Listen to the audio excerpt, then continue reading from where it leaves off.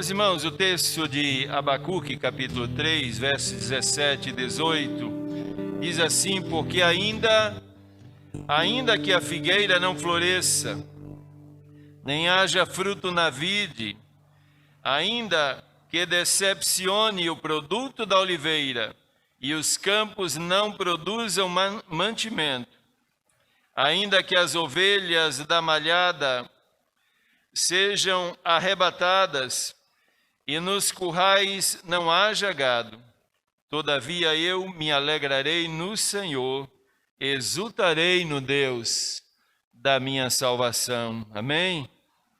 Ainda que as coisas não funcionem do jeito como eu espero, eu vou permanecer me alegrando no Deus da minha vida. Já parou para pensar nisso? Nesse ano tão difícil para a gente, esse ano marcado por experiências tão desagradáveis, estivemos encontrando em Deus alegria para a vida da gente. Abacuque disse que essa é a direção correta para mim e para você. Independentemente daquilo que aconteça em nosso entorno, o nosso coração deve estar voltado para o Senhor, e dando sempre ao Senhor, e somente ao Senhor, a honra, o louvor e a glória que Ele merece. Amém? Meus irmãos, nós estamos num culto de louvor e de adoração ao nosso Deus. E nós vamos nesse momento cantar ao Senhor. Eu quero convidar os irmãos para se colocarem de pé. Vamos convidar o grupo de louvor e vamos estar aqui celebrando ao Deus da nossa vida. Em meio a toda essa pandemia, temos motivo de gratidão, sim. Estamos aqui, vivos, saudáveis. Gratos a Deus por ter nos concedido o privilégio de passarmos, um ano quase completo, mas contando sempre com presença, cuidado, direção, bênção do Senhor. Por isso a gente tem motivo de sobra para nos alegrar na presença dEle nessa noite. Vamos cantar com os irmãos do grupo de louvor.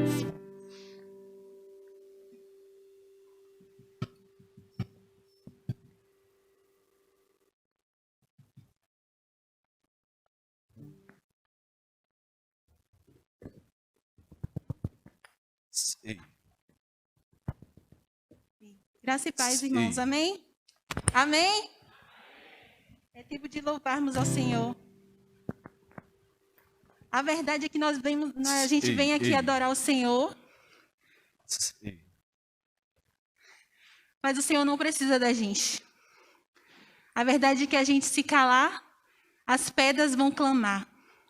Mas nós somos honrados e o Senhor tem misericórdia de nós.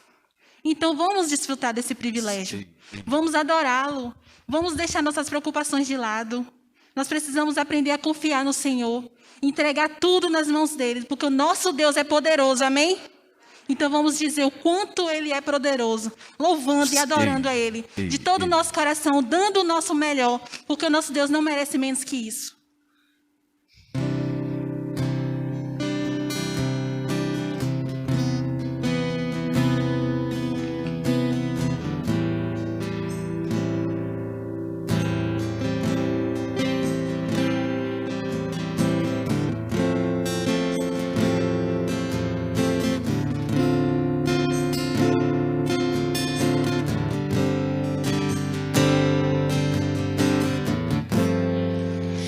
Está sentado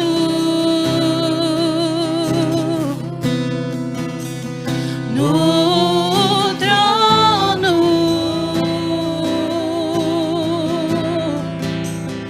e ao Cordeiro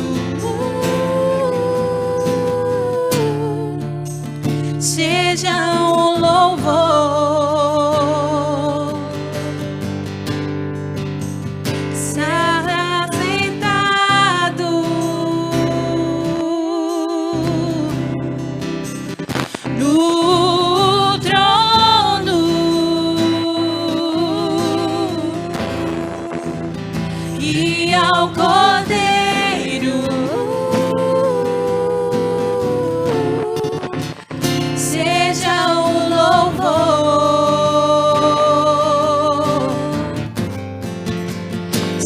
seja a honra,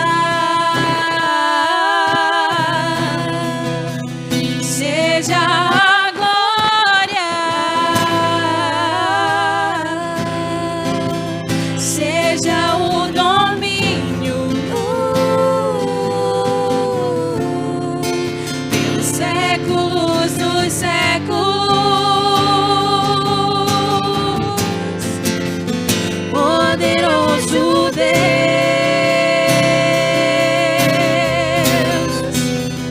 poderoso Deus,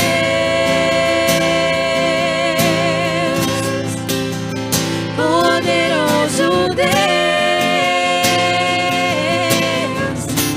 minha alma anseia por ti. Poderoso Deus, poderoso Deus,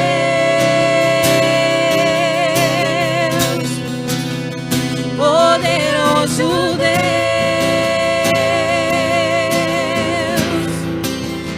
poderoso Deus,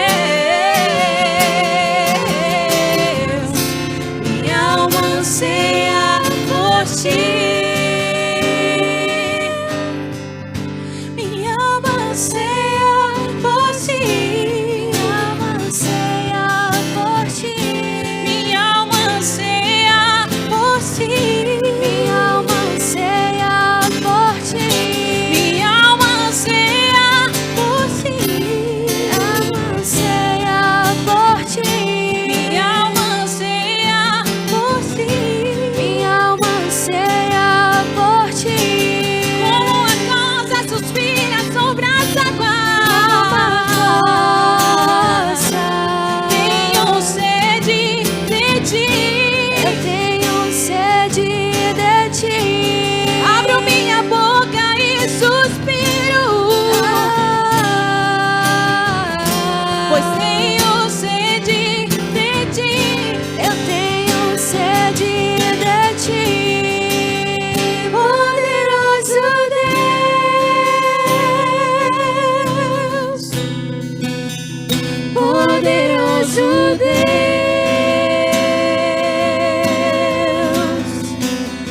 poderoso Deus,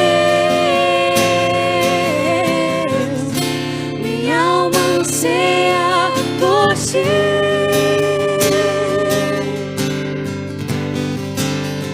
Poderoso Deus,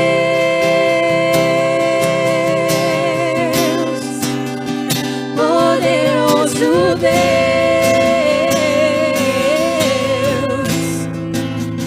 poderoso Deus, minha alma anseia por ti. Minha alma anseia por ti.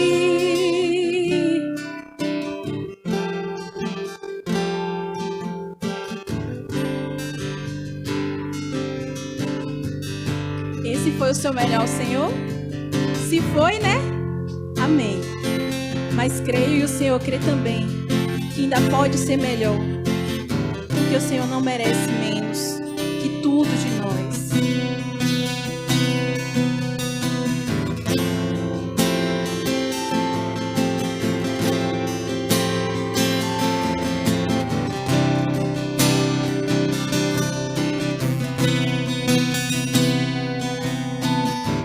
Seguro estou nos braços daquele que nunca me deixou.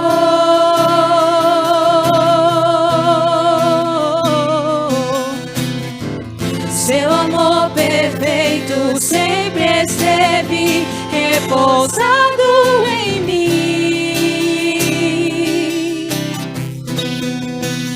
E se eu passar pelo vale, acharei conforto em teu amor, pois eu sei que és aquele que me guarda, me guarda. Em teus braços é o meu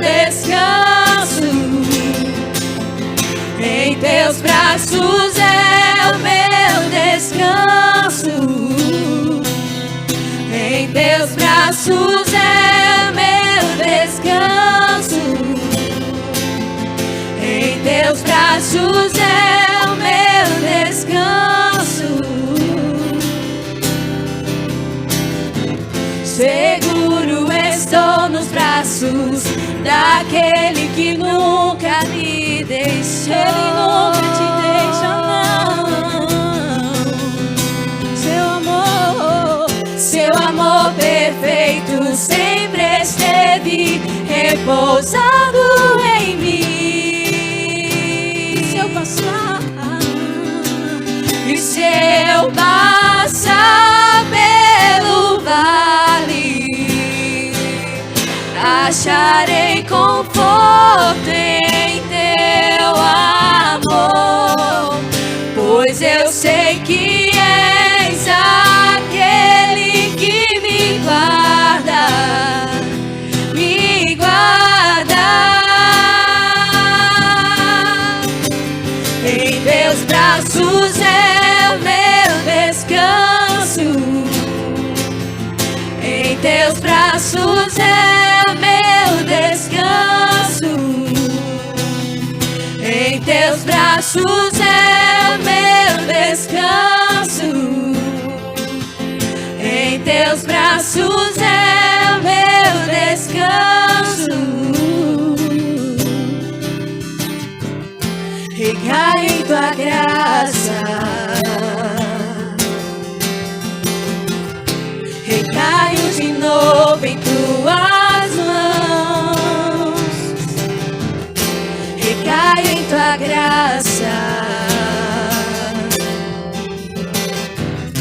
recaio de novo em tuas mãos. E se eu passar pelo vale, acharei conforto em teu amor. Pois eu sei que és aquele que me guarda. Ele te guarda, me guarda. Em teus braços é meu descanso. Em teus braços é meu descanso. Em teus braços é meu descanso. Em teus braços é meu descanso. Aleluia.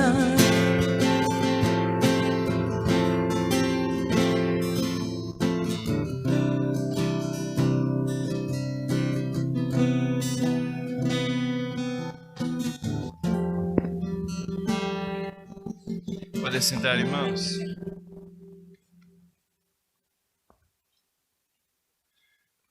Nós queremos agradecer a presença de cada pessoa que nos visita hoje à noite. Só queria que você levantasse uma das mãos, só para sinalizar, só para a gente ter conhecimento da sua presença aqui. Muito obrigado pela presença de cada um de vocês. Deus abençoe grandemente. Sei que o desejo da igreja era levantar e dar um abraço em você, mas não é possível, né? Mas sejam muito bem-vindos e sintam-se abraçados pela igreja. Mas nós queremos ressaltar aqui a presença de Gal com a gente, né? Gal foi membro da nossa igreja durante tantos anos, ela saiu daqui sozinha, voltou com o esposo agora. Louvamos a Deus pela vida desse casal que tem trabalhado na obra de Deus. Vamos continuar orando pela vida de Gal, né? Pelo seu esposo e o trabalho que Deus tem feito através da vida deles. Otávio para aqui também Otávio é uma pessoa muito especial para a gente e a gente louva sempre a Deus pela vida do irmão Otávio. É sempre muito bom vê-lo na casa de Deus.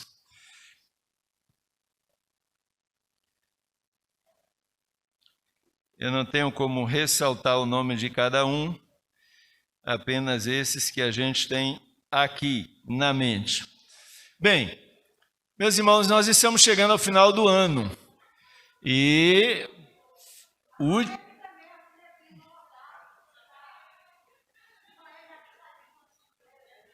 seja sempre bem-vinda também. Irmão Otávio, quando a gente fala dele, já pega a família e vai tudo junto. É um pacote especial, né? É um pacote especial. Bem, próxima quinta-feira será o último dia desse ano de 2020. E normalmente, meus irmãos, nós realizamos os nossos cultos, que chamamos de culto de vigília, onde nós ficamos das 22 horas até a chegada do novo ano. Recebemos o novo ano de joelhos aqui, orando ao Senhor, agradecendo a Deus pelo ano que passou e pedindo direção a Deus pelo ano que iremos receber. Mas esse ano tem sido um ano realmente atípico e nós tivemos que nos adaptar a um emaranhado de situações. O templo da nossa igreja ficou fechado do mês de março até o mês de agosto em função dessa pandemia e fomos abrindo as portas aos poucos. Então, por conta disso, na próxima quinta-feira, dia 31, nós teremos o culto da nossa igreja começando às 19 horas. Fizemos uma pesquisa no Conselho de Obreiros, na classe de Escola Bíblica Dominical, e em todas as classes prevaleceu que na quinta-feira nós fizéssemos esse culto mais cedo. Então, começaremos no horário normal da igreja, às 19 horas, e estaremos concluindo entre 20 horas e 30 minutos e 21 horas, não é? Porque nós temos alguns acontecimentos que normalmente se processam nesses cultos de final de ano. Mas teremos oportunidade aqui para louvar a Deus, estaremos agradecendo a Deus por suas bênçãos, estaremos também orando ao Senhor em favor da nossa diretoria e pedindo a Deus também em favor da nossa cidade, para que bênçãos do Senhor sejam derramadas sobre a cidade e a nossa região, e Deus traga um novo momento para a vida de todos nós. Amém? Quero convidar os irmãos a abrir sua Bíblia em Hebreus capítulo 12, os versos de 1 a 3 e os versos 13 e 14. Hebreus capítulo 12 vai estar sendo colocado aí pelo projetor da nossa igreja. Isso vai facilitar o acompanhamento dos irmãos na leitura desse texto. Então, Hebreus capítulo 12, de 1 a 3. Eu vou ler os versos ímpares e os irmãos em uníssono farão a leitura dos versos pares. Portanto, nós também, pois que estamos rodeados de uma tão grande nuvem de testemunhas, deixemos todo o embaraço e o pecado que tão de perto nos rodeia e corramos com paciência a carreira que nos está proposta.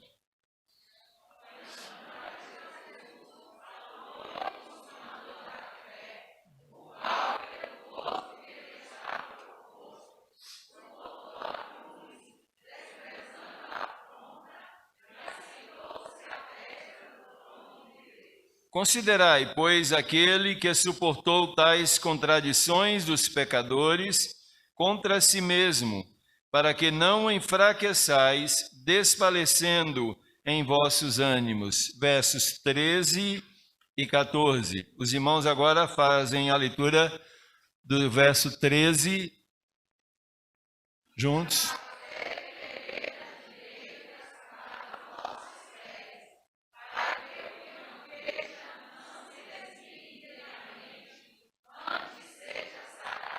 Segui a paz com todos e a santificação, sem a qual ninguém verá ao Senhor. Amém?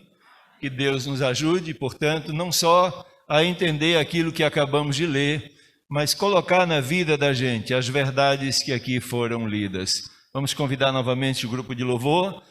Os irmãos estarão cantando 2 inetos. No segundo ineto, queremos que 2 diáconos estejam aqui para o recolhimento dos dízimos e das ofertas. Como sempre, queremos deixar muito à vontade as pessoas que nos dão a alegria da sua presença hoje à noite. Não se sintam constrangidos de participarem desse momento. É um momento restrito para membros e congregados da nossa igreja. Mas, como temos dito, se você deseja participar também, sinta-se inteiramente à vontade.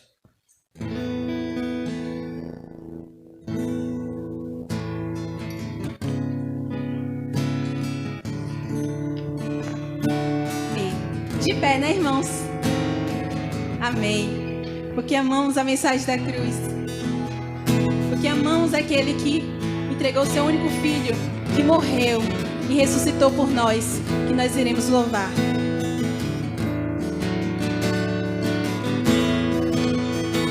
De cruz se erigiu, dela o dia fugiu como emblema de vergonha e dor. Mas vivemos felizes, porque o nosso Rei ressuscitou. Amém? Amém.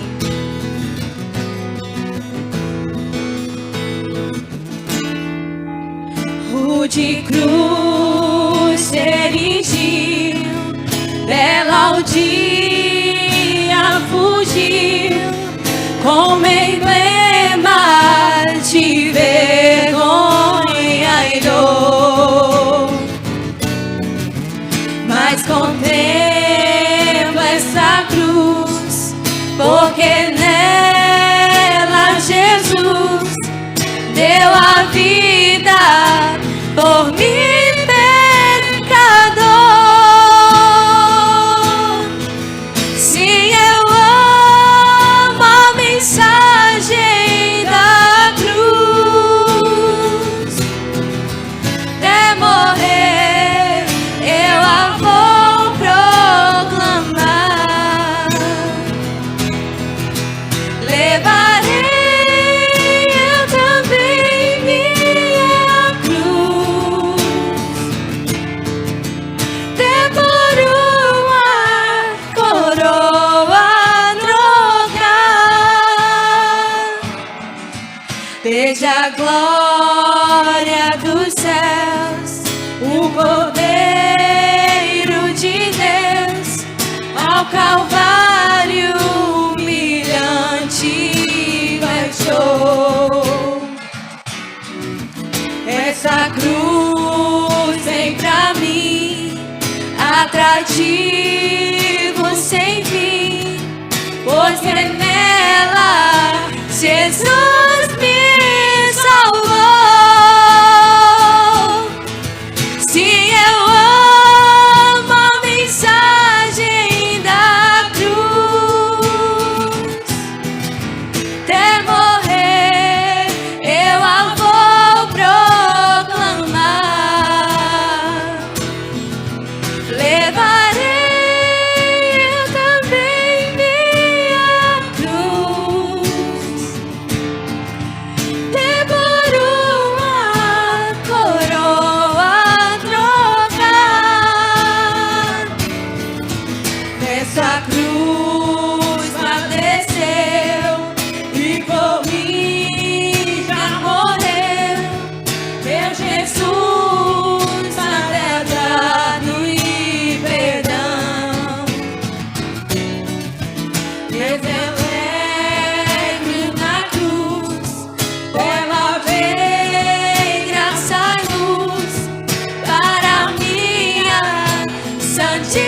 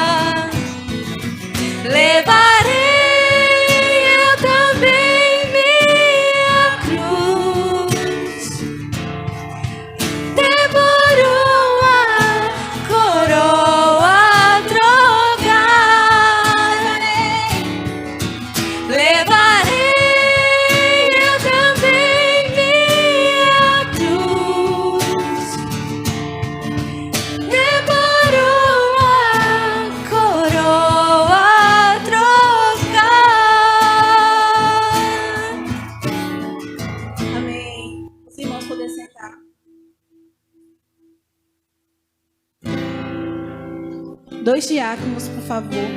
E se o irmão puder manter o retorno aumentado, eu agradeço. Mais um diácono. Irmão Gideão. Mesmo assentados, vamos dizer que o nosso Deus faz grandes coisas, porque o nosso Deus faz grandes coisas. Nós temos vivido tempos difíceis, mas através da nossa fé em Deus, nós podemos vencer qualquer situação. Mesmo assentados, vamos louvar ao Senhor de todo o nosso coração.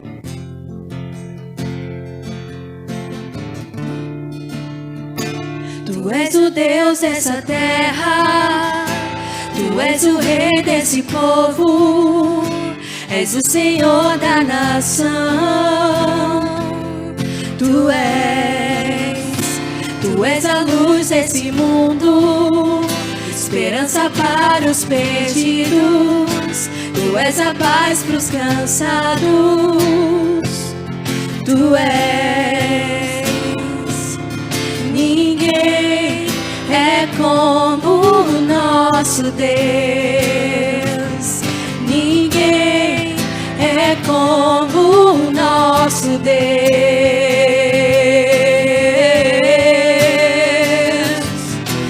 Grandes coisas estão por vir, grandes coisas vão acontecer neste lugar.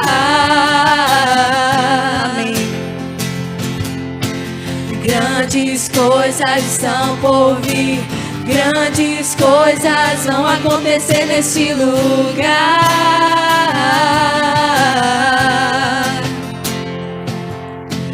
Grandes coisas estão por vir, grandes coisas vão acontecer aqui.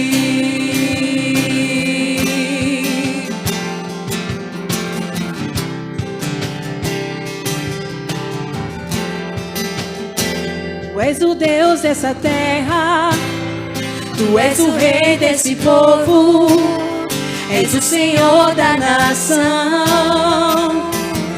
Tu és a luz desse mundo, esperança para os perdidos. Tu és a paz para os cansados. Tu és. Ninguém é como o nosso Deus. Ninguém é como o nosso Deus. Ninguém é como o nosso Deus. Ninguém é como o nosso Deus.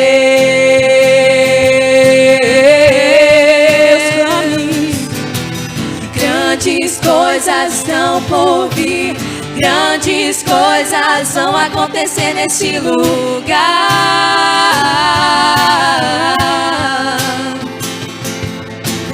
Grandes coisas estão por vir, grandes coisas vão acontecer neste lugar.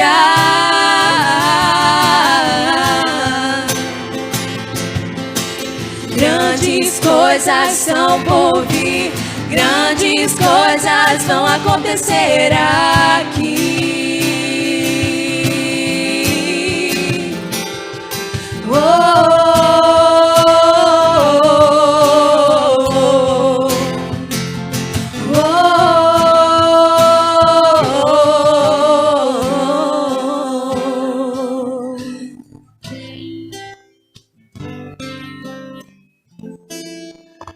Vamos pedir à irmã Rosiane que nos dirija a Deus nessa palavra de gratidão. Vamos agradecer ao Senhor pelos dízimos e pelas ofertas. Oremos. Senhor nosso Deus, gratos te somos, Senhor, por essa oportunidade de estarmos aqui. É uma oportunidade maravilhosa, valiosa, Senhor Jesus. Abençoa-nos, Pai, para que possamos dar valor, Senhor Jesus. É um presente para nós estarmos aqui, tanto aqui na frente, como assentado, adorando o Teu nome, Senhor Jesus. Quantos gostariam de estar aqui nesse lugar, mas estão perdidos, Senhor Jesus. Mas Tu tem nos dado mais essa oportunidade. Então, amolece o coração do teu povo, até mesmo daqueles que já são cristãos há bastante tempo, Senhor Jesus. Mas nós sabemos, Senhor Jesus, que a vida do cristão não é religiosidade. A vida do cristão é viver a Ti, Senhor Jesus. Então, quebranta o coração do teu povo, quebranta as pessoas que estão nos visitando também, para que elas possam abraçar essa maravilhosa oportunidade que Tu tem dado a elas, Senhor Jesus. Abençoa-nos, Senhor Jesus, nós te agradecemos por essa oportunidade, Pai, porque muitas pessoas não chegaram até esse dia 27, muitas pessoas estão sofrendo e nós estamos aqui louvando e agradecendo o Teu nome, porque nós temos motivos para comemorar, nós estamos vivos, nós estamos com saúde, Senhor Jesus, até aqui a Tua mão nos sustentou, e eu te agradeço por esses irmãos que puderam ofertar, Senhor Jesus. E eu te agradeço também por aqueles que tiveram desejo de ofertar, mas que não tiveram a oportunidade, que Tu venha estar dando a oportunidade também a esses irmãos, Senhor Jesus. Abençoa, Senhor Jesus, eu te agradeço porque Tua casa, Senhor Jesus, tem feito uso, Senhor Jesus, de maneira, Senhor Jesus, que não desagrada o Teu coração, mas abençoa que seja usado conforme a Tua vontade. Eu te agradeço mais uma vez por essa rica oportunidade, Senhor Jesus, e abençoa que nós não joguemos afora. Amém. Amém. Vamos abrir a palavra de Deus, irmãos, no Evangelho de Mateus, capítulo 17. Mateus, capítulo 17. Leremos do verso 14 a 21. Mateus 17, do verso 14 ao verso 21.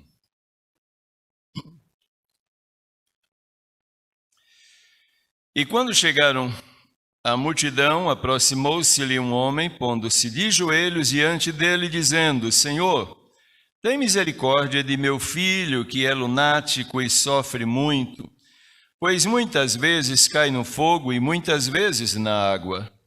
E trouxe-o aos teus discípulos e não puderam curá-lo. E Jesus respondendo disse: Ó geração incrédula e perversa, até quando estarei eu convosco? E até quando vos sofrerei? Trazei-mo aqui.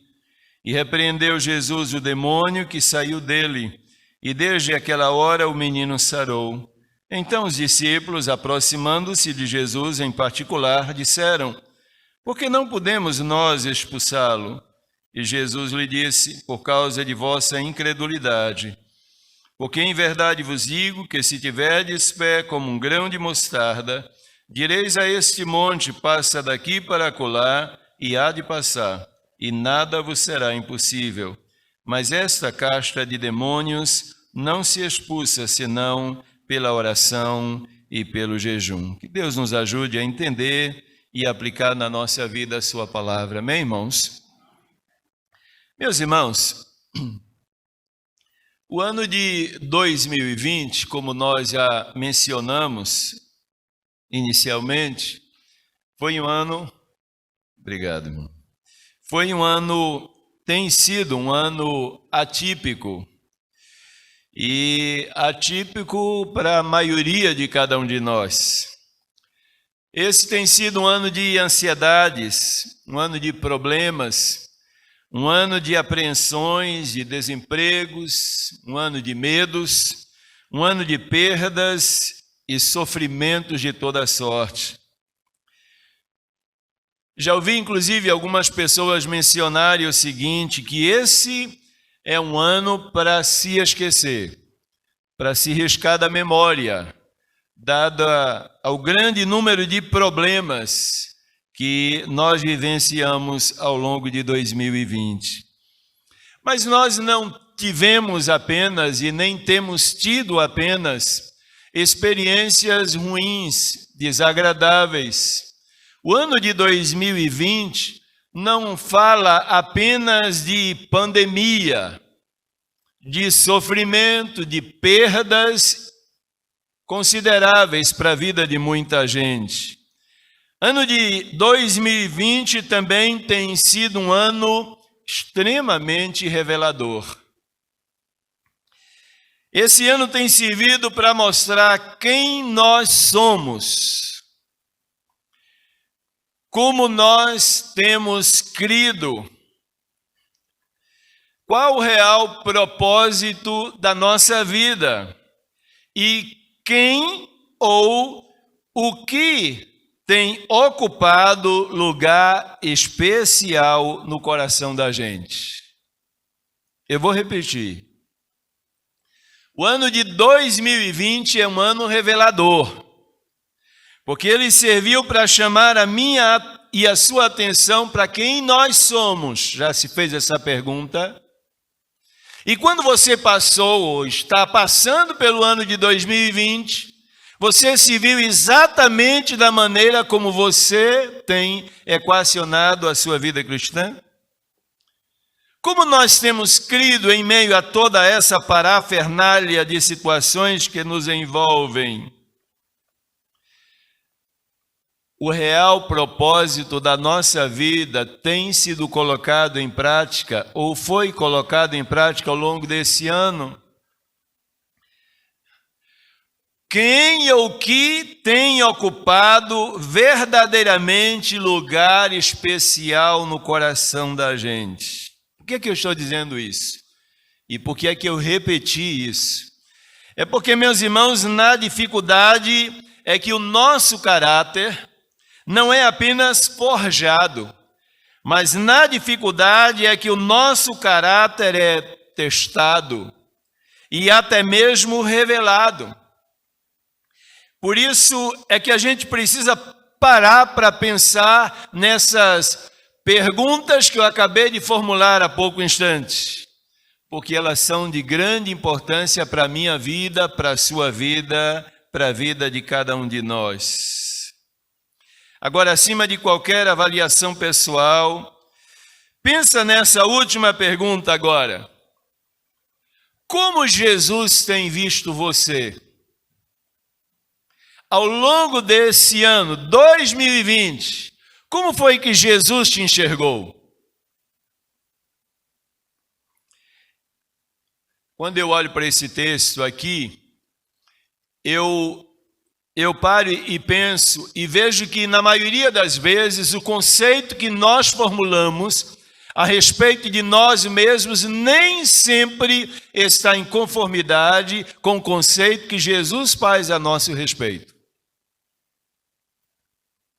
Talvez aqueles discípulos aqui, esses discípulos aqui estivessem se considerando pessoas muito especiais. Olha, nós somos extremamente especiais para Deus. Vejam bem, nós fomos escolhidos por Jesus para sermos discípulos dele. Não somos uma pessoa como uma pessoa qualquer aqui da Galileia. Nós fomos especialmente escolhidos por Jesus para fazer parte desse grupo de discípulos. Agora,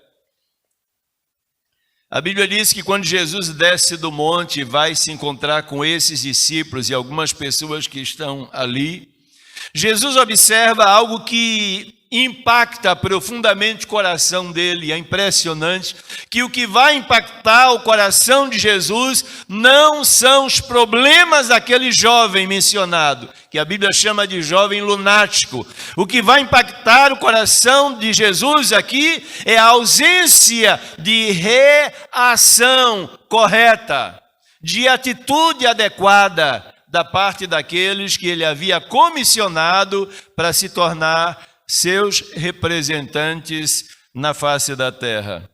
A gente olha, por exemplo, para a vida desse jovem mencionado aqui no verso de número 14. E a gente vai perceber que se você não apenas se atrelar apenas a esse texto de Mateus, mas se você se dirigir a Marcos, capítulo de número 9, verso 21, você vai perceber que o histórico mencionado pelo pai daquele rapaz é primeiramente um histórico de sofrimento. Marcos, capítulo 9, verso de número 21, olha o que é que o pai daquele rapaz vai dizer, e perguntou ao pai dele, quanto tempo há que lhe sucede isso? E ele responde, desde a infância. Já era um rapaz, mas desde a infância estava passando por grandes e graves sofrimentos. Era uma vida inteira de sofrimentos. Por outro lado, a gente olha ainda nesse mesmo texto, no verso de número 22, e muitas vezes o tem lançado no fogo e na água.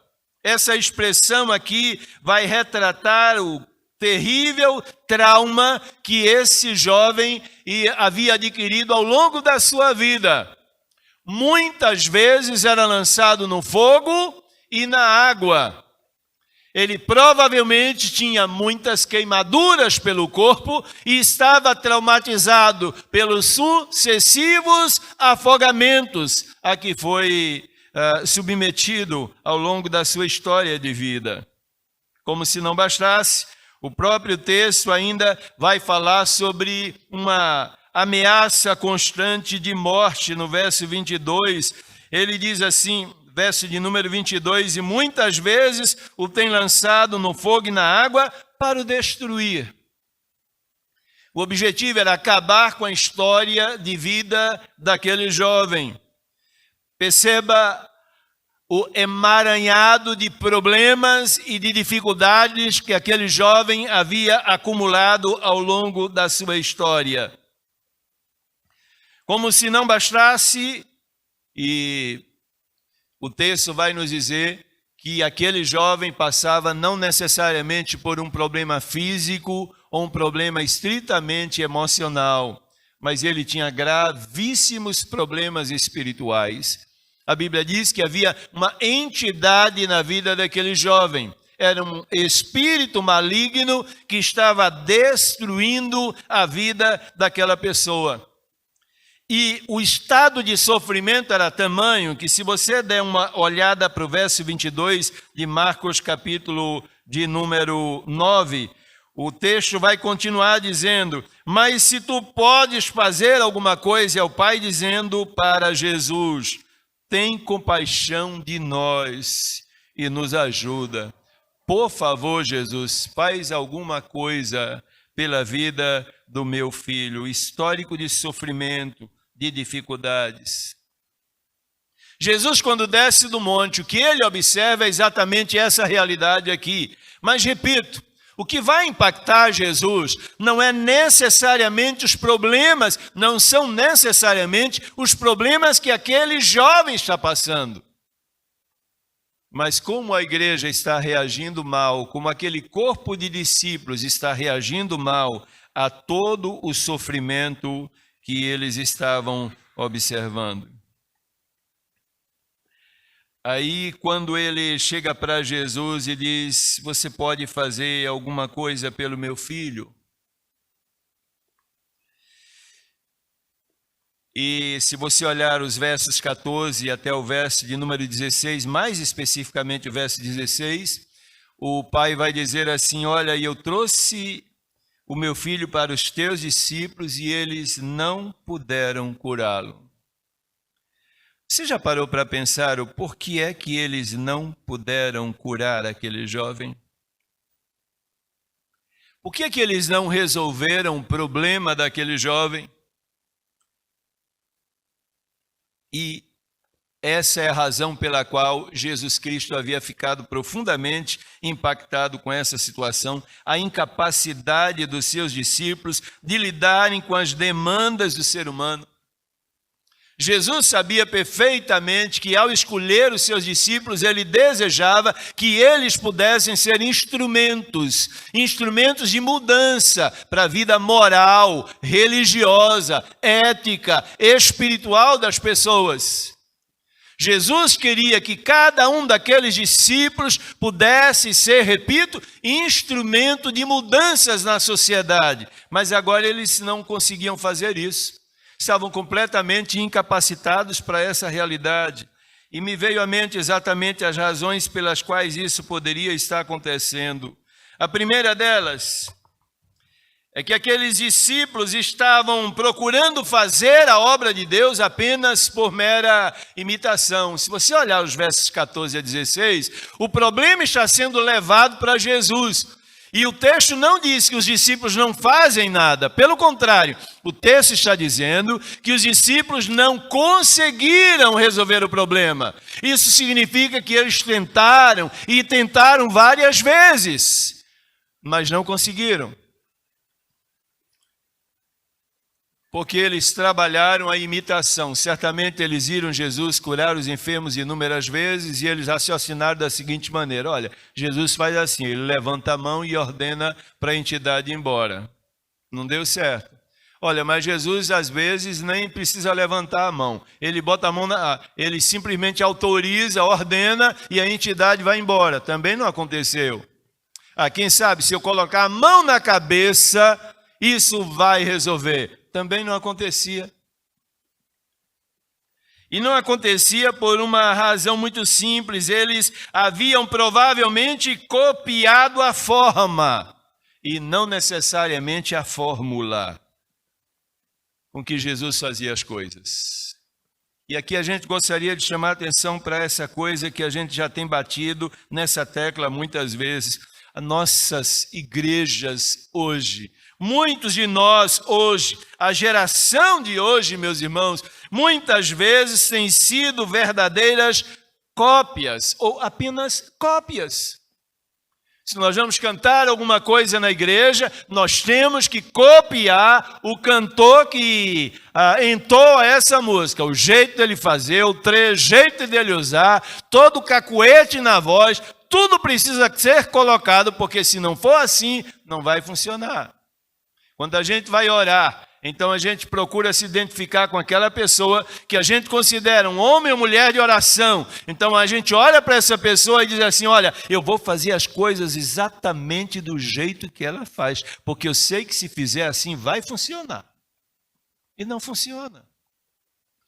Quando a gente vai pregar, a gente absorve essa mesma realidade. A gente fixa a mente, a ideia naquele pregador que é o nosso ponto de admiração. E a gente olha e diz assim: olha, se eu pregar com aquela mesma entonação de voz, se eu usar as mesmas ilustrações, se eu fizer exatamente da maneira como ele faz, eu sei que esse sermão será poderoso. E não é assim que acontece. Por imitação, nós não conseguimos de maneira alguma fazer a obra de Deus. E Jesus fica profundamente, eu digo que ele não esteve entristecido. Se você olhar no verso de número 17, é mais do que tristeza na parte última desse verso. E até quando vos sofrerei? É mais do que tristeza, é sofrimento de alma. Os discípulos parece que ainda não haviam entendido como as coisas funcionam no reino de Deus. E por incrível que pareça, 2000 anos depois, muitos de nós estamos copiando os discípulos, ao invés de copiar Jesus. Agindo por imitação e não dentro da realidade espiritual com que Jesus lidava as suas questões. A segunda razão, o próprio Jesus vai mencionar, quando a pergunta é feita pelos próprios discípulos, no verso 19, então os discípulos, aproximando-se de Jesus em particular, disseram: por que não podemos nós expulsá-lo? Olha o verso de número 21, essa casta de demônios não se expulsa senão pela oração e pelo jejum. O que Jesus está tentando colocar para os discípulos é o seguinte: olha, vocês adquiriram a forma, mas esqueceram-se da fórmula, do essencial. Quando você compra uma medicação, se aquela medicação vai ou não servir para aquele tipo de enfermidade, depende do que está na fórmula. É a fórmula que determina a substância que estará dentro daquela medicação que vai fazer a diferença, que vai combater a doença, que vai resolver seu problema. E eles haviam se esquecido dessa fórmula. Eles haviam se esquecido do grande segredo na vida de qualquer crente: oração e jejum. Isso aí é o quê? Isso representa 3 coisas. Oração tem a ver com intimidade com Deus. A gente jamais consegue fazer a obra de Deus sem ter uma intimidade pessoal com Ele. Não adianta eu fazer da maneira correta se não houver unção de Deus, direção de Deus, poder de Deus, graça de Deus, presença de Deus, inundando minha vida. Todas as minhas palavras não passam de mero discurso. Todas as minhas ações se tornam vazias, não exercem efeito positivo algum sobre a vida das pessoas. Porque a oração é o segredo da vida do homem e da mulher de Deus. Oração tem a ver com intimidade com Deus. Intimidade aqui é andar com Deus. Agora uma coisa, deixa eu chamar uma coisa, a sua atenção para uma coisa importante. Andar com Deus não significa andar ao lado dele. Andar com Jesus à luz da Bíblia não era simplesmente estar ao lado dele. Porque Judas esteve 3 anos ao lado de Jesus e nada da sua vida foi modificada. Andar com Jesus é permitir que Ele literalmente entre na vida da gente e viva através de nós a sua vida. É Ele vivendo em nós e através de nós. Por que eu estou dizendo isso? Porque os discípulos andavam com Jesus. E muitas vezes podiam dizer, olha, eu estou andando com o mestre dos mestres e senhor dos senhores, então eu tenho o poder na mão. Assim como muita gente, pelo fato de vir à igreja, de estar nos templos, pelo fato de participar dos cultos, de exercer alguns cargos na igreja, pensa que isso é sinônimo de intimidade com o Senhor, de vida com Deus. Isso pode se tornar apenas em mera religiosidade.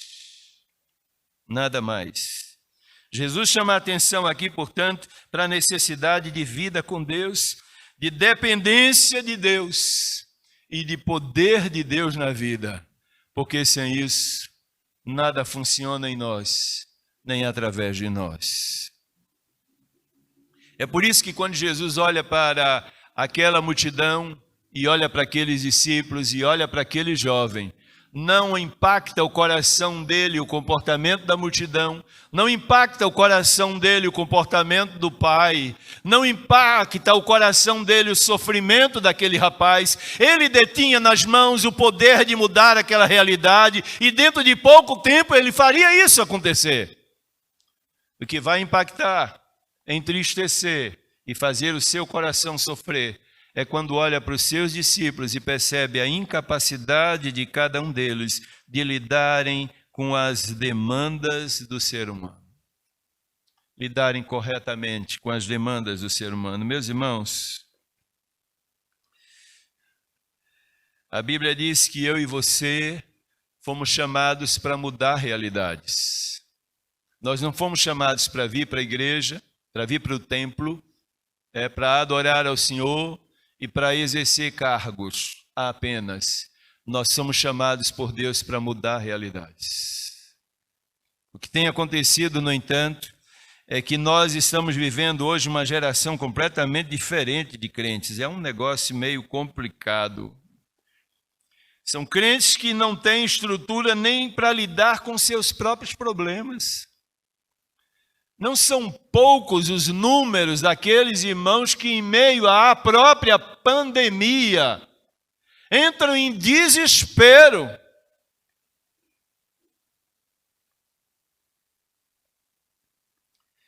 Pandemia é apenas o início dos grandes e graves problemas que ainda virão sobre a humanidade. O pior ainda está por acontecer. Jesus fala em Mateus capítulo 24, verso 21, que esse mundo vai ser sacudido por uma tribulação tamanha, qual nunca houve, desde o princípio, e nunca haverá. O que nós estamos tendo ainda é apenas um princípio. Nós não sabemos muitas vezes nem lidar com os problemas pessoais.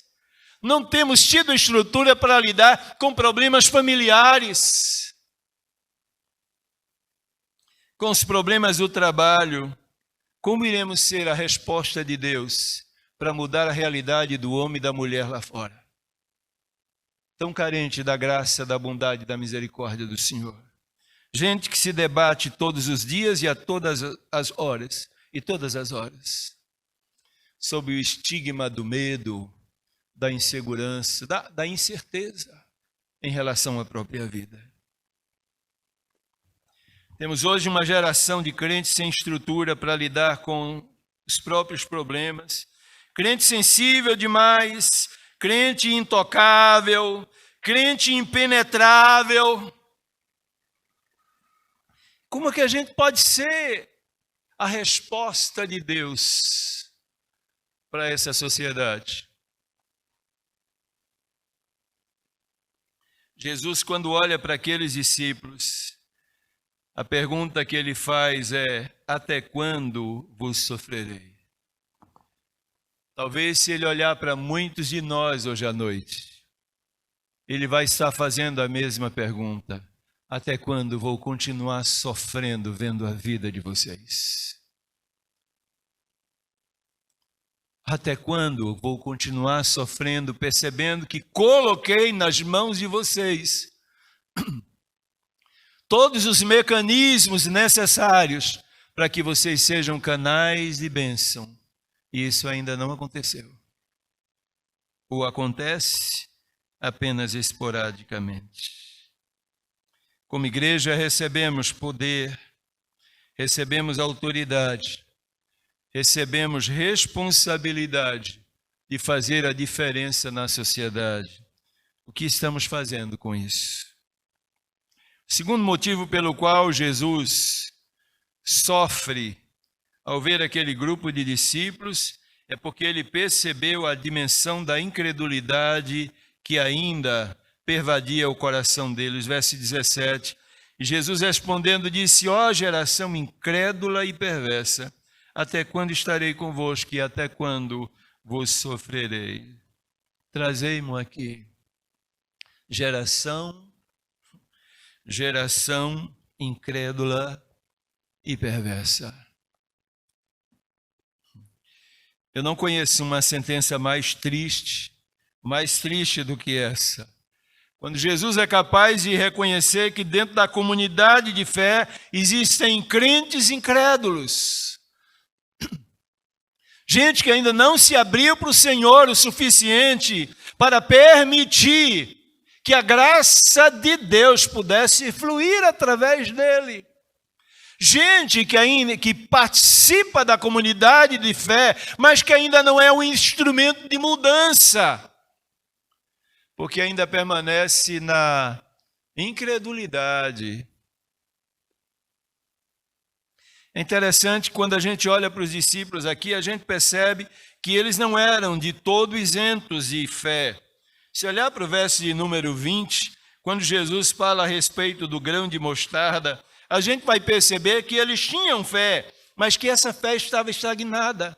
E esse é o grande problema na vida cristã. Nós temos fé, mas quando a gente deixa essa fé estagnada, essa fé começa então a nos levar à pior das situações. Nos leva a desaprender de crer em Deus. Quando eu e você não colocamos a nossa fé em prática, quando eu e você não usamos a nossa fé no nosso dia a dia, lá no trabalho, dentro de casa, em qualquer situação da vida, então essa fé vai murchando, vai se esvaindo. A fé precisa ser projetada e exercitada a cada dia para que ela cresça, para que ela se fortaleça, para que ela determine o seu poder de atuação. E hoje em dia, meus irmãos, há um monte de coisas que estão nos levando a perder a capacidade de crer.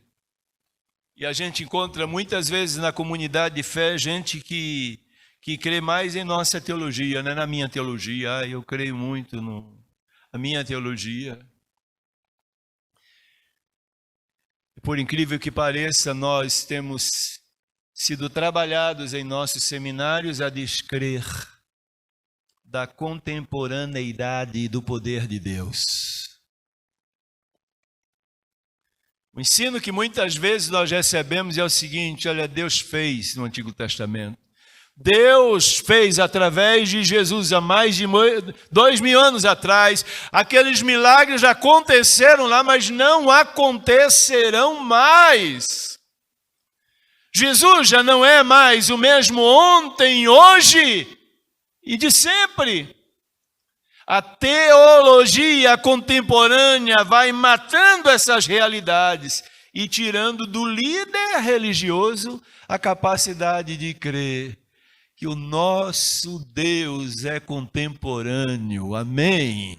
Nosso Deus não é o de ontem apenas, não. Ele é o de hoje, é de sempre. Seu poder não se enfraqueceu com o tempo, não morreu com o tempo. Ele é Deus vivo e todo poderoso na vida do crente que se abre para Ele de verdade. Mas a nova teologia, ou a teologia contemporânea, tenta tirar esses valores da cabeça da gente. Por outro lado, também, muitas vezes estamos mais abertos para crer nas nossas tradições religiosas, não é? E a gente diz assim: olha, eu tenho tanto tempo de crente, a gente sempre fez as coisas desse jeito, porque vai fazer diferente agora. Olha, na minha época de crente, toda a minha época de crente, eu nunca vi esse negócio acontecendo, não. Então, isso não acontece, não. São crentes incrédulos dentro da comunidade. A Bíblia diz que aquilo que o olho não viu e o ouvido não viu é o que Deus tem preparado para mim e para você. O nosso Deus é o Deus do impossível. Não há nada que você consiga imaginar que Deus não seja capaz de fazer. Mas Jesus reconhece aqui que aqueles discípulos estavam vivendo ou estavam estigmatizados agora por essa incredulidade que encruou ali. Mas é óbvio, é até fácil de acreditar, de entender isso. Por quê? Porque aqueles discípulos não eram religiosos, não. Quando Jesus os comissionou, eles eram religiosos. Eles iam às sinagogas. Eles recebiam valores a respeito de Deus e da palavra de Deus. Mas todos esses valores eram determinados pela teologia daquela época, onde dizia: Deus faz isso e não faz aquilo. A nossa tradição é mais forte do que essas descrições bíblicas. Toma cuidado com isso, irmão. Não coloque trincheira para Deus, não coloque limites para Deus. Sabe o que é que Deus pode fazer? Tudo. Deus pode fazer tudo na sua vida, Deus pode fazer tudo na sua família, Deus pode fazer tudo no seu emprego, Deus pode fazer tudo na vida dos nossos governos, Deus pode mudar completamente a história dessa sociedade. Não há impossíveis para o nosso Deus.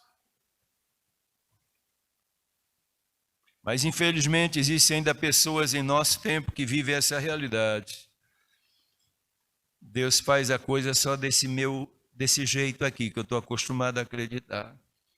Temos um outro grande problema que eu vou denunciar aqui, é a nossa formação educacional em nossos seminários. Nós temos trocado o direito de primogenitura por um prato de lentilhas, infelizmente. Antigamente, os nossos seminários recebiam seus alunos com uma carta de recomendação da igreja. E nessa carta de recomendação, o aluno já enviava uma carta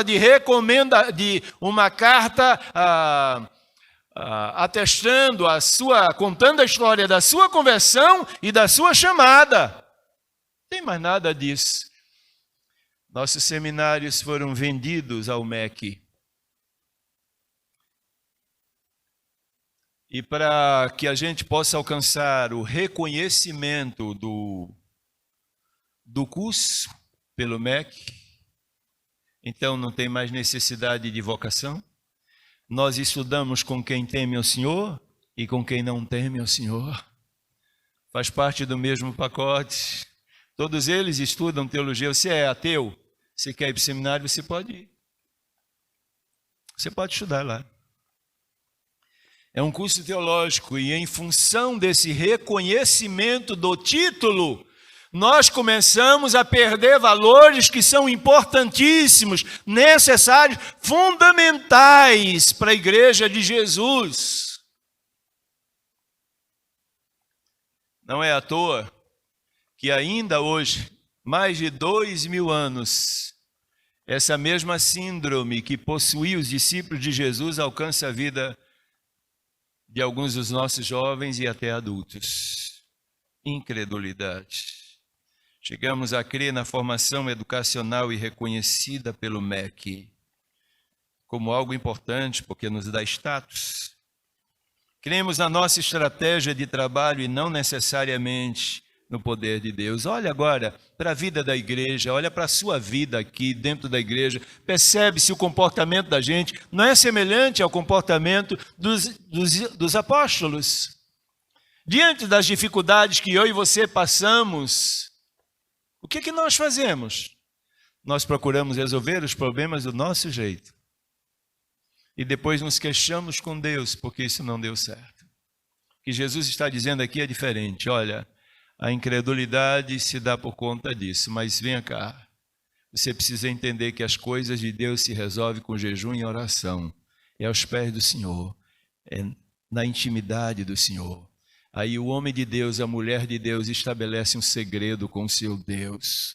É um segredo entre ele e o Senhor, que vai fazer uma grande diferença quando ele se levanta do seu quarto do momento de oração. Finalmente, meus irmãos, versos 19 a 21, a questão relacionada com falta de discernimento espiritual. Então os discípulos, aproximando-se de Jesus em particular, disseram: por que não podemos nós expulsá-lo? E Jesus lhes disse: por causa de vossa incredulidade. Porque em verdade vos digo que se tiverdes fé como um grão de mostarda, direis a este monte: passa daqui para acolá, e há de passar, e nada vos será impossível. Mas esta casta de demônios não se expulsa senão pela oração e pelo jejum. Falta de discernimento espiritual, porque não podemos expulsar. Há uma casta de demônios. Como você se dirige apenas pela intuição, pela imitação, então você, quando faz isso, não consegue discernir o espiritual do profano. Há muita gente nos dias de hoje, dentro da comunidade evangélica, que não consegue fazer ainda discernimento entre o certo e o errado. O jovem vai para a universidade e não sabe mais o que é certo e o que é errado. Muitas das vezes ele é mais influenciado pelo errado, e o que é certo perde o valor, o que é certo vira errado e o que é errado vira certo. Os valores começam a se inverterem. Falta discernimento espiritual. A gente precisa entender o que a Bíblia diz sobre o diabo. A Bíblia diz que o diabo é o Deus desse século, que ele é quem influencia, quem escraviza, quem inspira, quem oprime a sociedade e as pessoas de uma maneira geral. É ele que age na ciência, é ele que age nos meios de comunicação, é ele que age na sociedade, é ele que age nas redes sociais. Ele age na moda, ele age nas ideologias, ele age nos filmes infantis, ele age nos governos, ele age na educação e atua também até mesmo na religião. E para vencê-lo, Jesus diz: só há uma possibilidade: oração e jejum. Quando você se coloca diante de Deus em oração, quando você se quebranta diante dele, Deus te dá a visão do certo e do errado. Deus faz com que você veja aquilo que para os olhos meramente humanos é invisível, mas Deus te faz enxergar.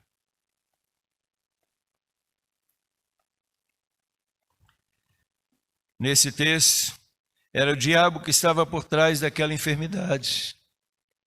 Todo aqueles longos anos de sofrimento, a causa toda era a ação do diabo na vida daquele jovem.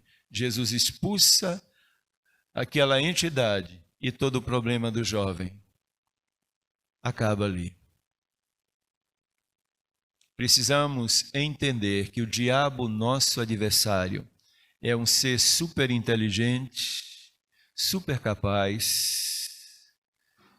Ele é extremamente astucioso e tem uma capacidade de modificar a mentalidade das pessoas.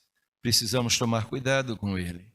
Paulo diz que não anulava os ardis do inimigo. Foi o diabo que gerou a violência no homem de Gadara, em Marcos capítulo 5. É o diabo quem implementa muitas vezes falsas doutrinas na igreja. É o diabo que estabelece a desunião dentro da comunidade de fé. E o que Jesus se espanta ali é como os seus discípulos não tiveram essa percepção do espiritual agindo ali. Satanás estava presente e ativo na vida daquele jovem e os apóstolos não conseguiam identificar a presença do seu pior inimigo, do seu pior adversário. Por isso é que Jesus disse, olha, vocês precisam orar, vocês precisam jejuar, vocês precisam consagrar suas vidas ao Senhor, para que tenham discernimento espiritual. Todas as vezes que Jesus olha para a gente, meus irmãos, em meio a essas dificuldades que vivemos no nosso dia a dia, e percebe a nossa incapacidade de lidar com as demandas nossas e dos nossos patrícios. Todas as vezes que Jesus olha para a gente em meio às nossas dificuldades, identifica a nossa incapacidade de acreditar no poder e no controle de Deus sobre a vida e a história da gente. Todas as vezes que Jesus olha para a minha vida e para a sua vida e percebe que nós não estamos discernindo aquilo que é de Deus e aquilo que é do inimigo, ele pode estar formulando a mesma pergunta para a gente. Até quando vos sofrereis? Até quando vou continuar olhando para vocês e perceberem que a vida espiritual de vocês não cresce, não se desenvolve, não amadurece? Que vocês não se reproduzem? Até quando vou olhar para cada um de vocês e perceberem que vocês querem serem abençoados, mas não querem abençoar? Vocês querem ser beneficiados, mas não querem beneficiar? Até quando vocês estarão apenas desejando receber de Deus e não serem um presente, uma dádiva para Deus, para que Ele possa tomar a vida da gente e usar a gente para o louvor da glória dEle? Que Deus encontre nessa noite, na minha vida, na sua vida, na vida de cada um de nós, mentes e corações que estejam voltados para Ele. Gente que possa estar orando hoje à noite, dizendo assim, Senhor, não deixe que eu continue assim. Deus, eu quero ser útil ajudando outras pessoas. Deus, eu não quero ser incrédulo. Eu quero ser o homem da fé, a mulher da fé. Deus, eu não quero viver sem discernimento, mas eu quero ter esclarecimento do Senhor, de quem eu sou e daquilo que eu posso e devo fazer durante toda a minha vida. Que Deus encontre gente assim hoje à noite. E que nessa noite Ele possa tomar a vida da gente nas suas mãos. E usar a gente como Ele fez com esses mesmos apóstolos, que depois de tomados por Jesus, pelo poder do Espírito Santo de Jesus, tornaram-se grandes instrumentos, poderosíssimos vasos usados por Deus para o louvor e para a glória dEle. Mas isso não é mérito apenas dos apóstolos, não. O poder não era do apóstolo, o poder é de Jesus. E Ele deseja tomar a minha vida e a sua vida e usar com poder, com graça, com autoridade, com eficácia também em nossa geração. Que Ele nos abençoe. Vamos orar ao Senhor. Pai, nós damos graças ao Senhor, porque nessa noite nós podemos estar em Tua casa para Te adorar, para exaltar o Teu nome, declarar o nosso amor e a nossa adoração ao Senhor, mas também porque viemos hoje à noite com a finalidade de poder refletir na Tua palavra, Pedimos ao Senhor, Pai, que aquilo que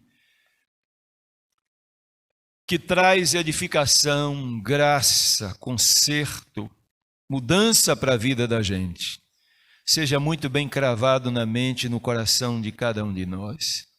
Que o Teu Espírito Santo pegue a Tua palavra nessa noite e crave em cada um de nós de tal maneira que isso possa produzir grandes mudanças na nossa maneira de pensar, sentir, falar e agir.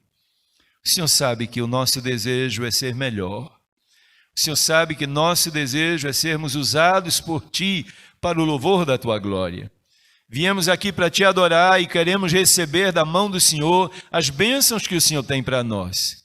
Mas também viemos aqui, Pai, para abrir no nosso coração e dizer ao Senhor: ó Deus, ocupa todos os espaços.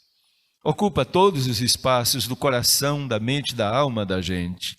E nos usa de maneira tal que o Teu coração se alegre permanentemente por nós.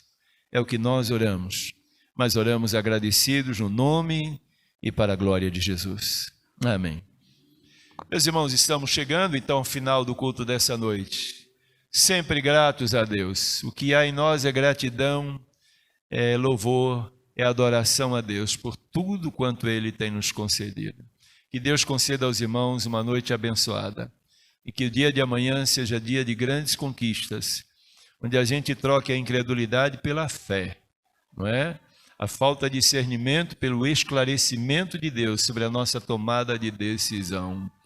E muitas das vezes a nossa apatia pelo envolvimento na obra de Deus de tal maneira que muitos daqueles que estão em nosso entorno sejam alcançados por nós e abençoados através de nós. Que Ele abençoe cada um dos irmãos.